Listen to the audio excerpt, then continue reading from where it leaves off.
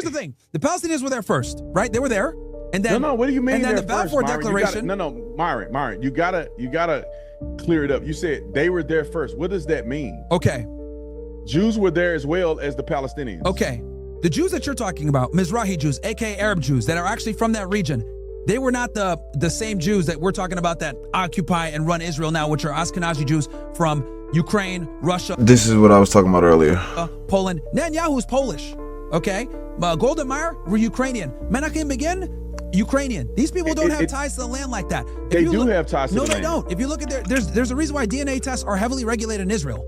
Okay? These people don't have ties to that land. The Jews that you're thinking about, the biblical Jews, are not the same Jews of today. Okay? That is a Hezbollah lie that they use to try to tie themselves to the land and say, oh no, look, we're all Jews, we all have Jewish blood, etc. But there's different types of Jews. There's so many different types. That's not true. There's different type of Jews, but the Ashkenazi Jews and the Jews that were there have different percentages of blood connection to the seed of Abraham, but they're all Jews. Just because they were, I say, forced out of the region at some point and they end up race mixing and coming back to the land, don't mean they have no lineage to the land.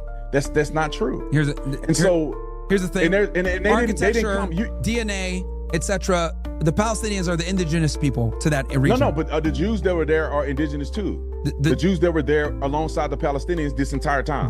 Yes, some of the Mizrahi Jews, the Arab Jews that are from the Levant, yes. But the Jews that we're talking about today, the modern Jews, the white-looking guys, these Ashkenazis, they're not from that region. They have a bloodline lineage from the region.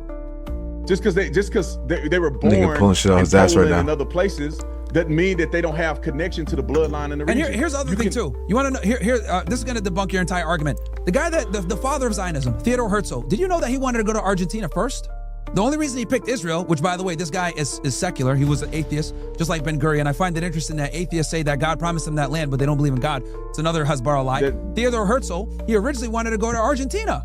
But then he only said, you know what, let's go to Palestine because it's going to be easier to sell for a Zionist project. That's a dirty secret that they don't want to tell you.